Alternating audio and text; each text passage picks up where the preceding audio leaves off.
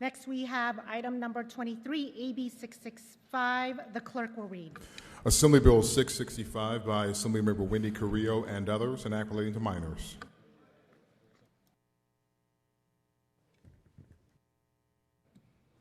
Assemblymember Wendy Carrillo, you are recognized. Thank you, Madam Speaker and members. I'm proud to present Assembly Bill 665, which would expand access to mental health care for young people under Medi-Cal. Across the country, our communities are facing a youth mental health crisis, and the numbers are shocking. From mass shootings in public spaces, and in particular, school shootings, as well as fentanyl overdoses and social media bullying, young people are experiencing a new reality different than we had growing up. A new report from the Center for Disease Control and Prevention states that 2 in 5 teenagers felt persistent sadness or loneliness. Among teenage girls, it's 3 in 5. That's 60%. 13 years ago, there was a bipartisan agreement that we needed to empower our young people to address their mental health needs as quickly as possible. This bipartisan agreement had no opposition and was signed by Governor Schwarzenegger. But young people that are Medi-Cal recipients were left out due to a recession. Today, only 20% of young people receiving Medi-Cal get screened for depression, but we know the need is much higher. We all deserve a life full of pride and dignity, and young people specifically. We are now making it okay to demystify and destigmatize the need for mental health access.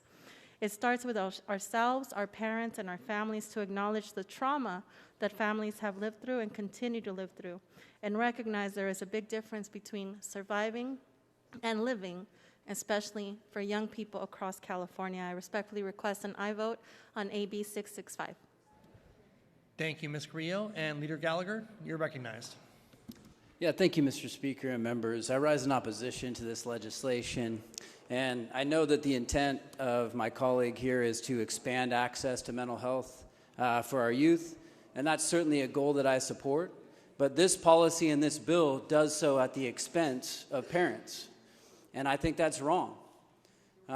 There is currently in law a requirement of parental consent for children 12 and older,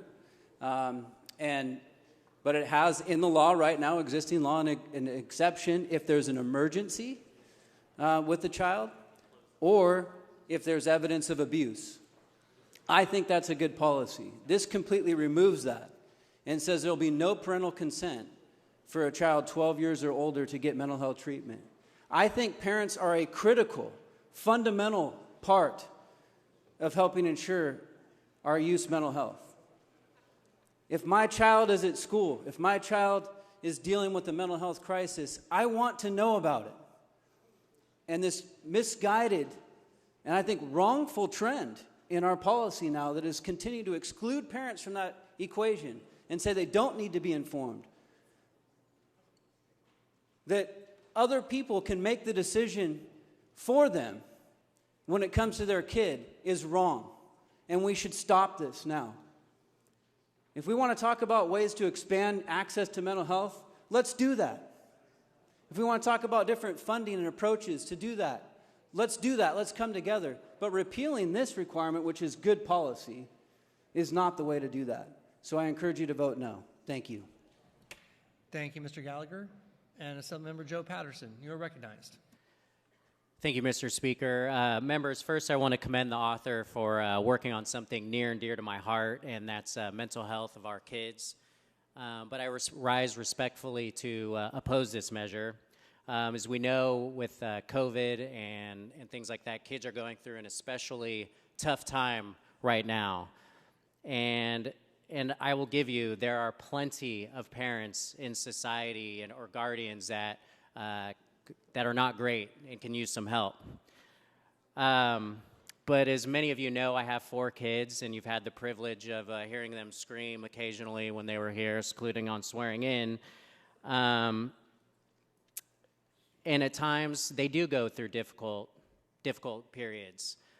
And when they do, I think that I play a critical role, and my wife too, in helping them get through that. And I couldn't imagine one of my children, when they're going through a difficult time, going to a residential treatment facility without my permission or consent. I believe that most parents are important to the development of their children, and especially against getting through mental health crises. So while I appreciate the author working on this measure, and I think it's so important, and I hope we have more focus on mental health for children, I must ask for a no vote on this measure. Thank you. Thank you, Mr. Patterson. And Assemblywoman Bonta, you're recognized. Thank you. I rise in support of AB 665. In no way does this legislation eliminate the parent's ability to be able to know and understand what their child needs. It actually just creates an equitable situation where our children who are Medi-Cal eligible have the same ability to access mental health services as those who don't. What parent, I have 3, wouldn't want their child to be able to access mental health services? With that, I respectfully request your aye vote. Thank you, Ms. Bonta. And Assemblymember Jackson, you're recognized. Thank you very much, Mr. Speaker. You know, as a social worker, I can't tell you how important this bill is. I can't tell you how important and how complicated the families of this state are. Many of us come from communities in which has a large stigma when it comes to mental health. And when it's a professional deems that it would be necessary, and certainly if a young person knows that they need additional support than what their family can give them, it is critical that they get the help that they need. We can also not forget about various families within our state and throughout this nation who in many cases are not living in very safe environments. And in many cases, these mental health issues originate from the family situations. So this is not just something that we can continue with this talking points and this narrative about parents' rights. Let's just talk about saving lives, because this is what this bill is intended to do, to save lives. The definition, in my case, of humanity and of being human means just messy. There's a lot of messy situations that do not fit in a cookie-cutter approach in which we keep trying to put people in. We need as many opportunities to access mental health, not limit them, because without this bill, that's what can happen. Thank you. Thank you, Dr. Jackson. And Assemblywoman Rubio, you're recognized. Thank you, Mr. Speaker. I was considering not standing and speaking, but I want to just clarify that this is already happening with private insurance. This is only an equity issue. This is for Medi-Cal. As a mother of a 16 and 14-year-old and a former teacher, well, as a teacher, I can tell you that I am, as a parent, I'm not equipped. As a teacher, I am not equipped to give mental health or to provide mental health services for my children, even though I am a trained teacher. I understand, the reluctance of the children making their own decisions, but I, as a mother, have raised my children, and I think I'm raising them to make their own decisions. And if they're having a crisis, I trust them to be able to go to talk to somebody.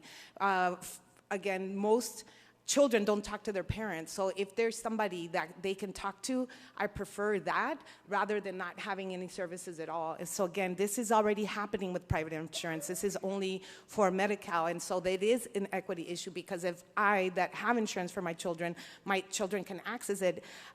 Folks that don't have, or the kids that don't have private insurance are not able to access these services. So I respectfully acknowledge the concerns from our colleagues. However, again, as a mother and a teacher, most of us are not equipped to provide mental health services for our children. So if they have somewhere to go, by all means, they need to seek those services. So I respectfully ask for an aye vote. Thank you, Ms. Rubio. And Assemblymember Mathis, you're recognized. Thank you, Mr. Speaker. Members, let's talk reality. I think some of our colleagues are right. There are children that frankly grow up in some pretty jacked up situations that don't have parents, that don't have loving, caring parents like all of us try to be to our own children. That's a reality. but there's already systems in place that address that reality. They already have access in that reality. What this bill does is say, hey, we're not going to notify the parent, the guardian, whoever, that this is happening with this child. They have access. And there's systems, as mentioned earlier, that are there where if there's an emergency or if it's a bad relationship where there's abuse or something else going on, that they can make sure access is granted.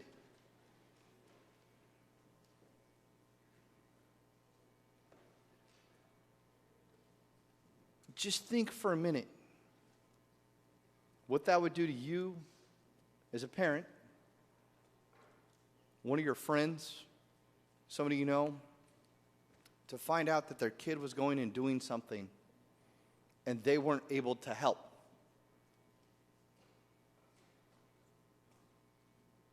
That's my concern with this. Because the parents do have a right to know what's going on with their children.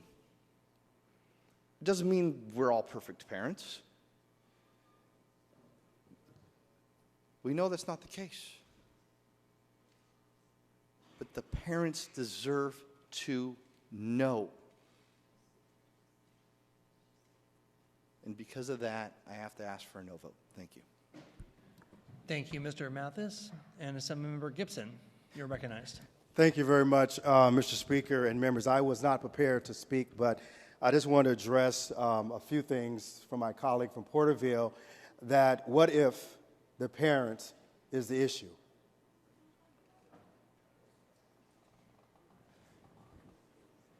What if the parent is this one who's causing the trauma that the child needs to seek the kind of services and the kind of rights that this bill provides?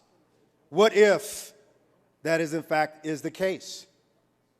There are so many young people that suffer in silence, and they need our voices. And I want to thank the woman from Los Angeles for bringing this bill forward, because I believe that this one strikes at a core. What we did 20 and 30 years ago may have worked 20 and 30 years ago, but that's not today's reality.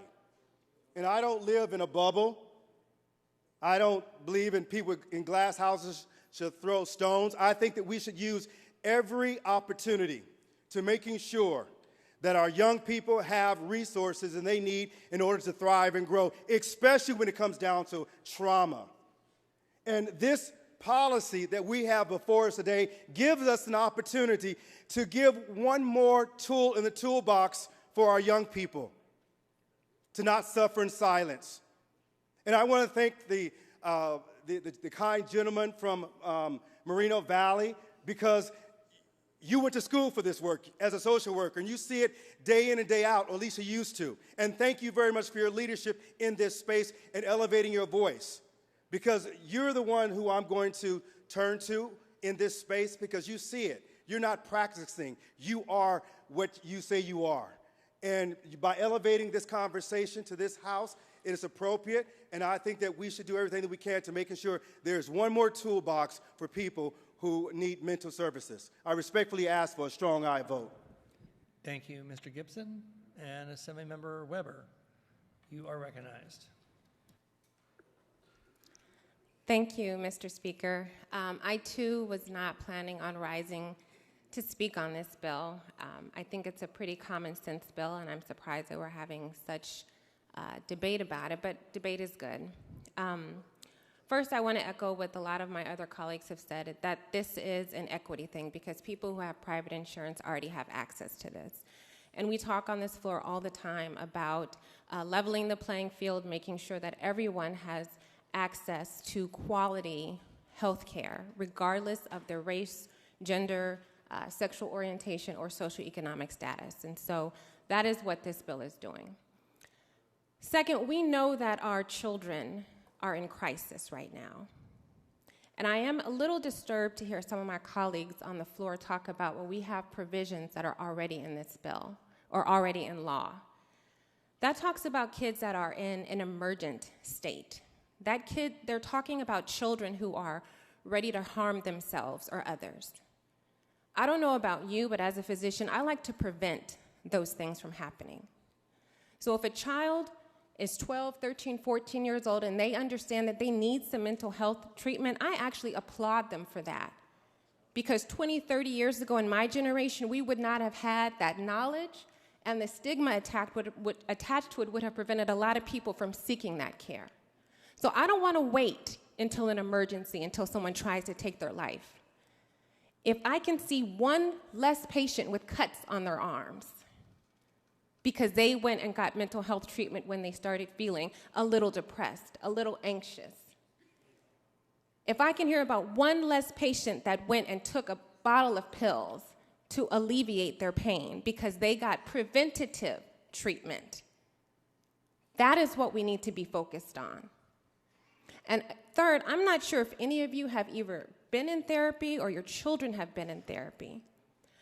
But in any situation where you talk to a patient or a child by themselves, you always encourage talking to the parent unless the parent is the problem or the home environment is unsafe. Always. I don't know of any physician or any therapist that tells someone, don't tell your parent, don't talk to your parent. So what this bill does not remove parental rights, it opens access. And it actually helps families talk to one another when it is the right time. So I really think that we need to sit back and think about what we claim we want to do and actually start doing it.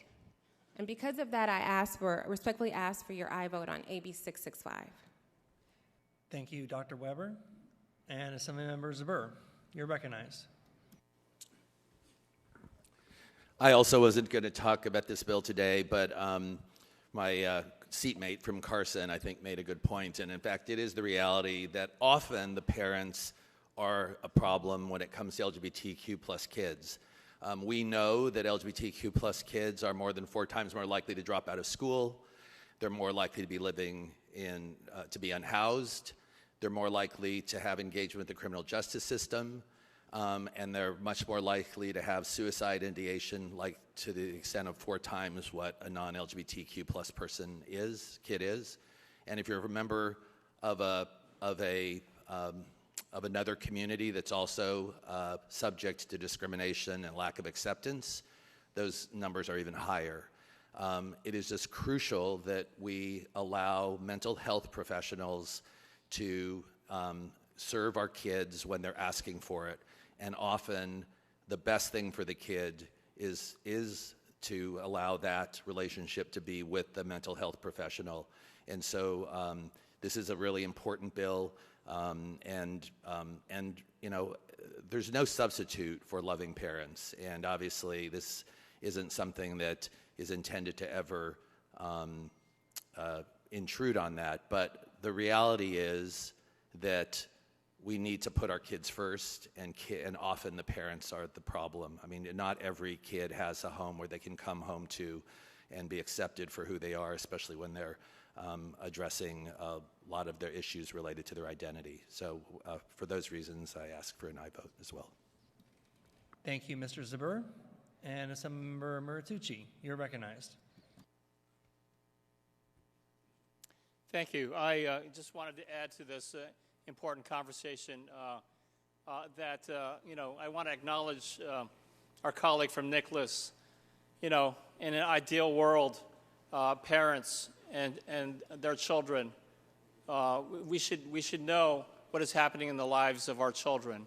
But I want to point out one thing that I haven't heard anyone else point out yet, which is that there, especially in many cultures, in many Asian cultures, getting mental health treatment, getting mental health support there's a strong stigma against it. There's a cultural stigma against it. And, you know, one of my concerns is that there would be kids, there would be students out there that would want to seek mental health treatment, but they're afraid of bringing shame to their family. They're afraid of but you know, making their parents ashamed of them, that somehow there's something wrong with them, that they need mental health treatment. And so, again, in an ideal world, we should have parents, to be notified or to be aware, I mean, hopefully, the ideal world, right? We had this conversation on a different bill over the weekend. But ideally, parents and children should be talking to each other so that they know what's happening in their lives.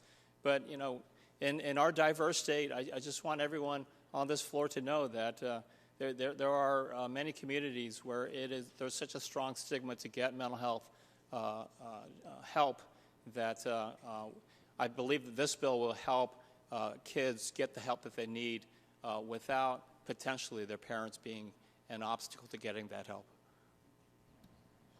Thank you, Mr. Muratucci. And Assemblymember Lackey, you are recognized. Yeah, thank you, members.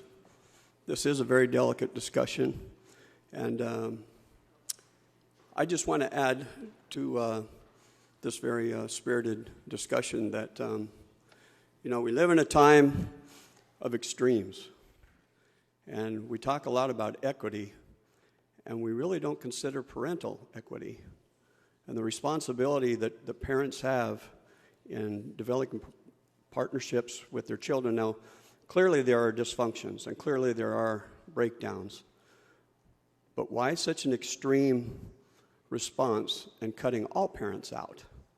Because that's what this bill does. And there are other justifications that I've heard in this discussion, but it still does not excuse cutting parents out of this decision. It's an extreme measure that I think is hurtful to the majority of families. And so for that reason, I cannot support it, and I hope you'll at least consider that point. Thank you. Thank you, Mr. Lackey. And seeing no other members wishing to discuss this measure, Ms. Carrillo, you may close. Thank you, Mr. Speaker and members. Really appreciate the robust conversation and debate. Clearly, when we're speaking about mental health access and mental health equity, as well as our ability to create access for health care to all people, there are disparities, and we have to address those. Respectfully, I would like to clear the record. The bill does not alter the state policy favoring parental consent. The bill leaves in place the presumption in favor of parental involvement unless the therapist determines that parental involvement would be inappropriate, to which has been addressed by the members of this floor. Moreover, existing law already allows young people 12 years and older to consent to mental health treatment if they are mature enough to intellectually participate and if parental involvement would be inappropriate. But this is only allowed if that young person has private insurance. When this bill passed a few years ago, decade or so ago, it was a bipartisan effort. Republicans and Democrats realized that young people needed access to mental health, and it was signed into law by a Republican governor. It had no opposition. Since then, the extremes on both sides have gotten so extreme that we have a hard time actually talking about the need for mental health. We talk about it a lot, but when it comes to it, what are we doing to actually make it a reality for young people? We had a young man, 13 years of age, in the district right next door to us, in our borderline of the district, commit suicide by standing in front of a passing train just about a week or so ago. This is happening every day. That young person could have received additional support if they needed it. Additionally, the California Coalition for Youth estimates that there are about 1,200,000 young people under the age of 18 that live in California streets every day. These young people don't have parents. They can't get parental consent. And if they were able to get Medi-Cal, they would not qualify because they're excluded. The biggest challenge that we're talking about right now is housing and homelessness. Let's talk about those young people who are under 18 who are victims of human trafficking because they live on the streets and have no other options, right? Are we talking about them? We're not, because we're not including them. This is a very practical bill about inclusion, about a law that is already in existence. We are not changing anything about the law, only saying include everyone. And the only reason that Medi-Cal recipients were not allowed to be a part of this law was because we were under a recession when this was signed into law, and it was costly. We are not in that position now, and we have an opportunity to ensure that a young person 12 years and older who is mature enough has the opportunity to speak to a therapist. And oftentimes, what a young person needs is support on how to talk about their mental health issues with their parent. This is not about exclusion. This is about access and equity. And with that, I respectfully request and I vote. Thank you. Thank you, Ms. Carrillo. Clerk will open the roll. All those vote who desire to vote. All those vote who desire to vote. All those vote who desire to vote. Clerk will close the roll. Tally the votes. Ayes 55, noes 9. The bill is passed.